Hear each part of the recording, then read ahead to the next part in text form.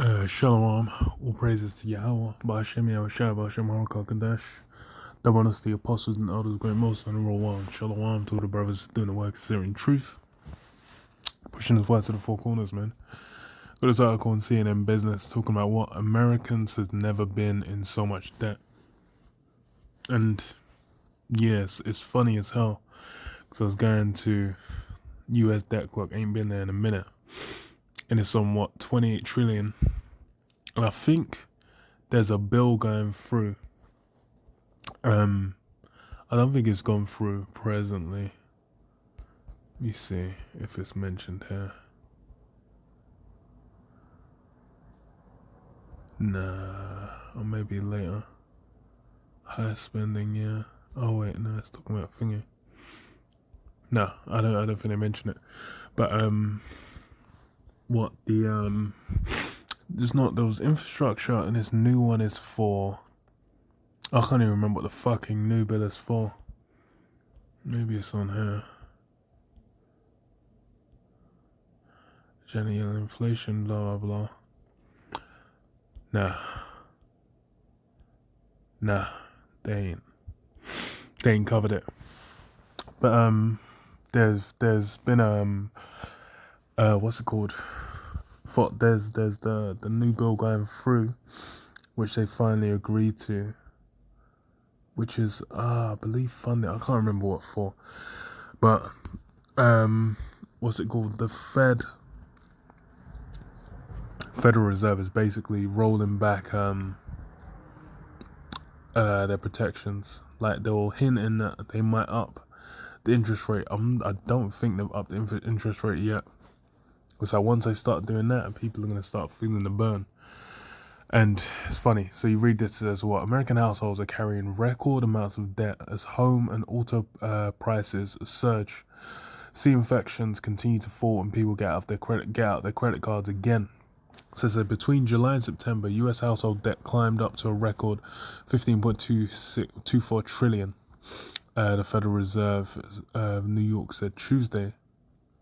It was an increase of 1.9%, or $286 billion from the second quarter of the year. As pandemic relief efforts wind down, we're beginning to see the reversal of some of the credit card balance trends seen during a pandemic, such as lower spending in favor of paying down debt balances, said Dong-Goon Lee. It says now that the stimulus sugar rush has worn off, consumers are going back to their old ways of spending with their credit cards. So yeah, it's like now that everything's essentially looking like it's all coming up. It's all coming up rosy going forward. Everything's gonna be fine. The economy's back. Gonna come back, flip back into business, and start ruling the world again. Then this is what people are spending, and they're spending on credit. And that's the thing, is like I said, stimulus sugar rush. The reason why they could even pay down debt and kind of do certain things before was because of why stim checks. And it's like, going forward, if they ain't looking to do another set, and shit takes a downturn again, they have to lock down, they have to do whatever, gonna get iffy. Or when these interest rates starts going up, the money it needs to be paid back on on these cards, on these cars, on these mortgages, on all these various different forms of debt. It's gonna get peak. People are gonna be feeling all kinds of jacked up. This is what 17. So credit card. Okay, now this credit card balances rose up $17 billion, just as they had during the second quarter, but they're still 123 billion lower than the end of 2019, before the pandemic hit. So it bounced all the way back. It says what mortgages, which are the largest component of household debt, rose by 230 billion last quarter and total 10.67 trillion. Auto loans and student loan balances also increased, rising by 28 billion and 14 billion respectively. So everyone's getting their ass back to school, getting them fresh whips. It says, well, even though credit card debt has yet to get back to pre-pandemic levels, total debt is already $1.1 trillion higher than the end of 2019. So yeah, people are kind of relaxing back towards the way it was.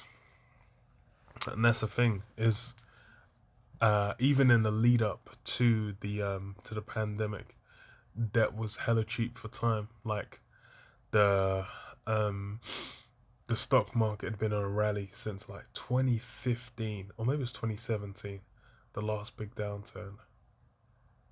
Even then, it wasn't that big significantly. Could check, but nah, it's not that big of a deal.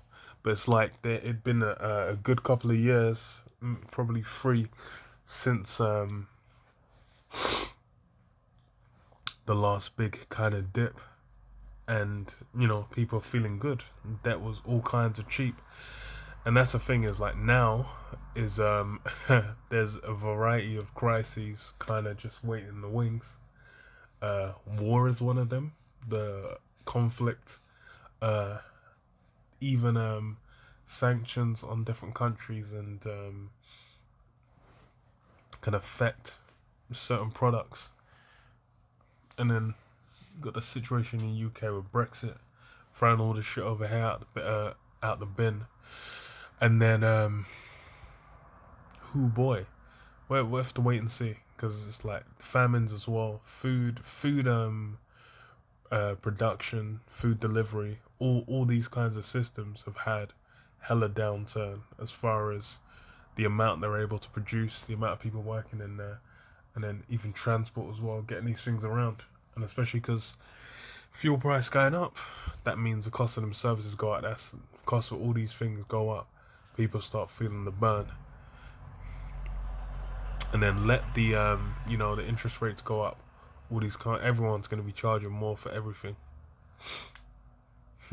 Says as what, high spending spurred by even higher inflation. Americans are spending big at the moment. Economics explanation is, for the most part, because they can. With the labor market recovery chugging along and the worker shortage driving up wages, people's wallets are getting filled ahead of the holidays. That's a good thing, because everything is getting more expensive, yeah. And Christmas coming up as well. People are going to be spending hella. Because it's November now, so yeah, Thanksgiving, Black Friday, Cyber Monday, people are going to be blowing all kinds of money. And Christmas as well, blowing all kinds of money. New Year's, blowing all kinds of money. It's like people can go out and celebrate on New Year's. They're going to be going fucking apeshit. Because last year was like complete deflation, Christmas and New Year's.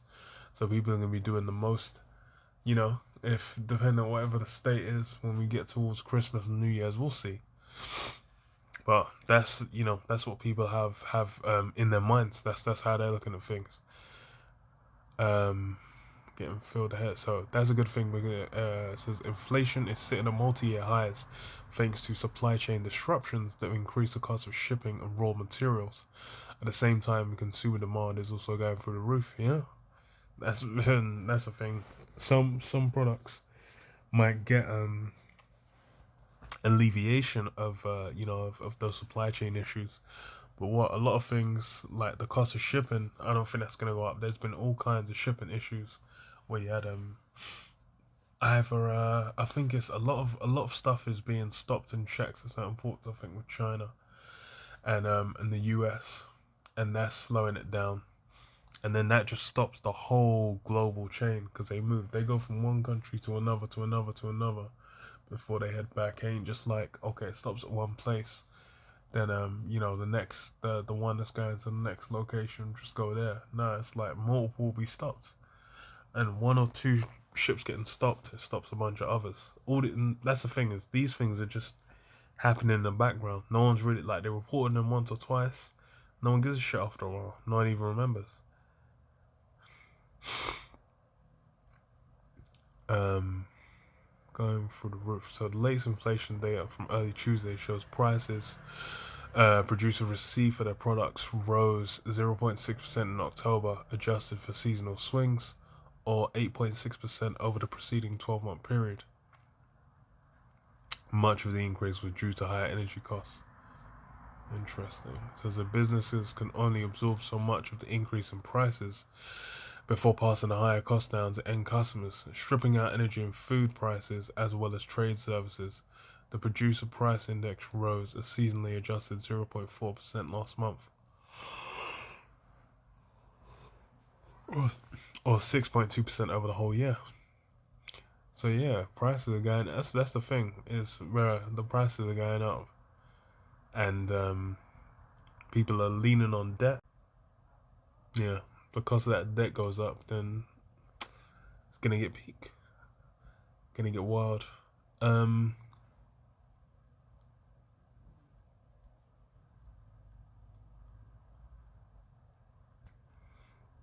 uh, da, da, da, da, da. Where's what I'm looking? Okay. So Habakkuk 2 and 5, it says, Yea also, because he transgresseth by wine, he is a proud man, neither keepeth at home. Who enlargeth his desire is hell, and is as death, and cannot be satisfied, but gathereth unto him all nations, and heapeth unto him all people. Yeah, that's how, this whole global economy works. It's like Esau's going around, he's gone, grabbed up various lands, various nations, and basically forced them into, dealing with, the main core of the system is what, that petrodollar. Everyone's trading globally, utilizing that dollar that's backed by, by essentially, energy, fuel now. And that's got everyone all linked up, and that's the thing, is Esau's gone to all these nations, and he's basically either got their resources, got their wealth, or got them doing deals to get that that's greatly in his favor. And what it says, shall not all these, no wait, okay, yeah, shall not all these take up a taunting take up a parable against him, and a taunting proverb against him, and say, woe to him that increaseth that which is not his, how long? And to him that ladeth himself with fit clay. So yeah, it says, woe to him that increaseth that which is not his. Yeah, woe to Esau, because that's really what he's done. He's been out here.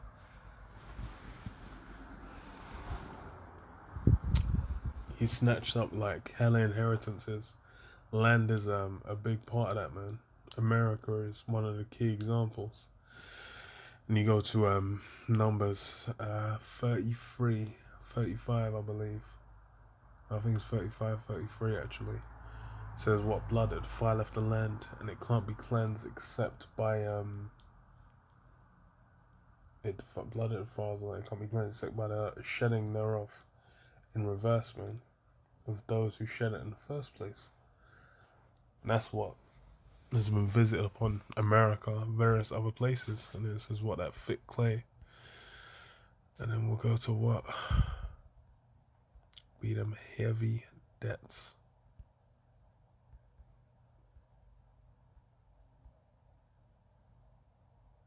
Yeah, the load of debt. Because yeah, that's what Esau's weighing himself down with. Them heavy debts. Because that's how the whole system runs now. It's a debt-based society, as far as when you're on the bottom level. It's only really the elites that have access to the actual forms of wealth, land, gold, precious gems, cattle, actual resources, things that are needed, or things that carry inherent value. But everyone else, on the bottom, they're dealing with debt, man. They're getting in debt. They're using mortgages, car loans, all these different things. That's how they're getting by. That's what they're dealing with. They're not dealing with accumulation and actual resources. But yeah, that's why. So hey, that debt's going up. burn is going to be felt very soon. But yeah, I'll leave it there. Shalom. Yabashim Yashab Shalom.